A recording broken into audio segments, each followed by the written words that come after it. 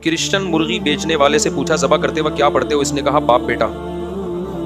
وہ عیسائی جو ہے نا ذبح کرتے ہوئے حضرت عیسیٰ بن مریم کا نام لیتے ہیں. فتویٰ یہی ہے کہ اگر کوئی واقعی سچی مچی کا عیسائی ہے تو ذبح کرتے ہوئے اگر وہ عیسیٰ ابن مریم کا بھی نام لے گا تو حلال ہو جائے گا، ذبیحہ حلال ہو جائے گا، اگرچہ یہ شرک ہے. لیکن اسلام نے جب عیسائیوں کو یہ پروٹوکول دے دیا نا تو ان کے مذہب کی خامیوں کو مانتے ہوئے دیا ہے. اس کی مثال ایسے جیسے مشرک عورت سے نکاح جائز نہیں ہے لیکن عیسائی عورت سے نکاح جائز ہے، حالانکہ وہ مشرک ہوتی ہے نا، عیسیٰ علیہ السلام کو اللہ کا بیٹا کہہ رہی ہے.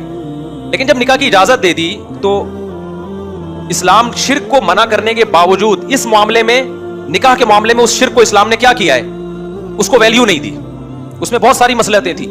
تبھی قرآن میں جہاں یہودی عیسائی عورت سے اللہ نے نکاح کی اجازت دی ہے وہاں اللہ نے یہ بھی کہا وَمَن يَكْفُرْ بِالْإِيمَانِ فَقَدْ حَبِطَ عَمَلُهُ، کہ اگر کوئی کافر بن جائے گا نا اس کا اعمال برباد ہو جائیں گے. کیا مطلب؟ ہم تمہیں جو نکاح کی پرمیشن دے رہے ہیں اس کا مطلب یہ نہیں ہے کہ ان کے مذہب کو تم قبول کر لو یا ان کے شرک کو تم ذہنی طور پہ مان لو.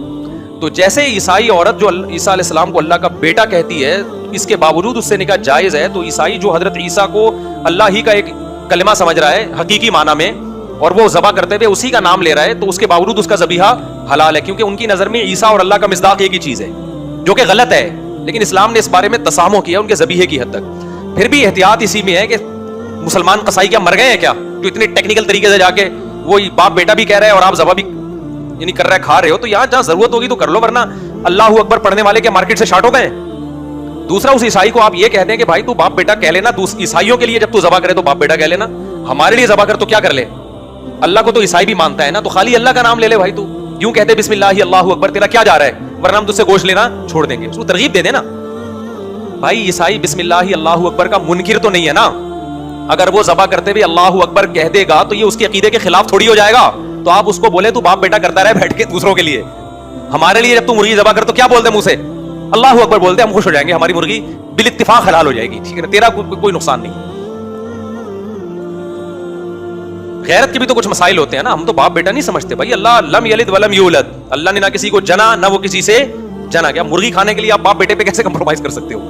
تو آپ اس کو بول دو یار تو اللہ اوپر کہہ دیا کر ہمارے لیے. مسجد نبوی میں مولوی صاحب سے آگے جو لوگ نماز پڑھتے ہیں وہاں مسجد نبوی میں بورڈ لگے ہوئے ہیں کہ نماز نہیں ہوتی، تو وہ نماز نہیں ہوگی، دہرا لینی چاہیے نہیں، لازم ہے. جو آگے پڑھے گا اس پہ لازم ہے، پیچھے پڑھے گا اس پہ لازم نہیں ہے.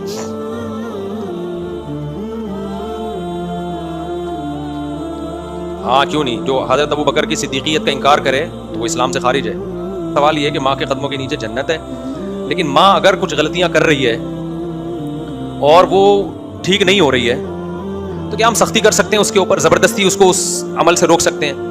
یہی حاصل ہے نا آپ کے سوال کا، یا ہم برداشت ہی کریں گے؟ پہلی بات تو یہ کہ قرآن نے جو ماں باپ کے احترام کا حکم دیا تو یہ مانتے ہوئے کہ اگر وہ غلط ہیں تو بھی، دیکھیں اس سے بڑی غلطی شرک سے بڑا کوئی جرم نہیں ہو سکتا، اور اس سے بھی بڑا جرم یہ کہ وہ آپ کو شرک پہ مجبور کر رہے ہوں. وَإِن جَاهَدَاكَ عَلَىٰ أَن تُشْرِكَ بِي، تمہیں مجبور کر رہے ہیں کہ تم بھی ہماری طرح کافر ہو جاؤ. اتنی غلط بات کی دعوت. پھر بھی قرآن کہتے ہیں صاحبهما فی الدنیا معروفا، پھر بھی ان سے اچھی طرح سے پیش آنا ہے. یہ تو ان حقوق سے تعلق ہے جس کا اللہ کے حقوق سے تعلق. شرک کس کا حق ہے؟ توحید اللہ کا حق ہے نا. لیکن ایک بات خوب سمجھ لیں، اگر ماں باپ ظلم کر رہے ہیں، یعنی ظلم سے میری مراد ہے کہ مخلوق کے حقوق ضائع کر رہے ہیں، ظلم کر رہے ہیں، تو پھر ظلم سے بچانے کے لیے اولین کوشش تو یہی ہوگی کہ محبت سے. اگر وہ محبت سے باز نہیں آ رہے اور آپ سمجھتے ہو کہ تھوڑا سخت لہجے میں بات کرنے سے وہ مان جائیں گے تو پھر سخت لہجے میں بات کرنا بھی جائز ہوگا. سمجھ میں آ رہی ہے بات کہ نہیں آ رہی؟ کیونکہ جو جہاں تک اللہ کے اپنے حقوق کا تعلق ہے وہ تو اللہ خود ہی نہیں مٹ لے گا. لیکن اگر جو مخلوق پہ ظلم زیادتی ہو رہی ہے تو پھر شریعت میں ہمیں واضح احکام ہے کہ پھر آپ نے اس کے خلاف آواز اٹھانی ہے. مثال کے طور پر ماں بہن بیٹی کو وراثت نہیں دینے دے رہی باپ کے مرنے کے بعد، اب لڑکی پہ بیٹی پہ ظلم ہو رہا ہے، مائیں بعض مائیں ایسی ہوتی ہیں، تو پھر یہاں آپ کے لیے قانون کا سہارا لینا، کورٹ میں جانا کہ بھئی اب اس کو وراثت ملے گی یا میری وراثت مجھے نہیں مل رہی، تو پھر آپ بہتر تو یہی ہے کہ چھوڑ دیں. نہیں آپ سمجھتے تو آپ کورٹ بھی جا سکتے ہیں اپنا حق لینے کے لیے. بعض دفعہ آپ کی ماں ظلم بہت زیادہ کر رہی ہے بہو کے اوپر، بہت زیادہ واضح طور پہ ظلم کر رہی ہے، اور آپ کو معلوم ہے کہ اگر میں بالکل خاموش رہا تو یہ ظلم کی نوعیت اور زیادہ بڑھ جائے گی. تو اولین کوشش تو یہ ہو کہ بہو کو الگ کر دو ماں سے. اگر آپ کو پتہ چلتا ہے کہ میری ماں ہی اس میں ظالم ہے تو بیوی کو کیا کرو، الگ رکھو ماں سے. پھر ماں رونا دھونا لگائے کہ نہیں میں نہیں رہ سکتی، تو بھئی پھر اس میں آپ پر ماں کی اطاعت لازم نہیں ہے، آپ کو الگ رکھنا پڑے گا، کیونکہ اپنے حقوق کے چکر میں دوسرے کے حقوق کا ضائع نہیں کیا جا سکتا. تو حتی الامکان کوشش کرو زبان نہ چلاؤ. لیکن ایسے موقع پہ اگر جہاں واضح ظلم ہو رہا ہو تو پھر مجبوراً آپ جو ہے نا تیز لہجے میں بات کر سکتے ہیں اس ظلم کو روکنے کے لیے. بعض دفعہ ایسا ہوتا ہے کہ اگر وہ بالکل چھوٹ دے دی جائے تو وہ ظلم بڑھتا ہے, وہ ماں کے ساتھ بھی زیادتی ہوتی ہے, پھر وہ بہت زیادہ آگے نکل جاتی ہے, تو اس میں پھر گنجائش ہے.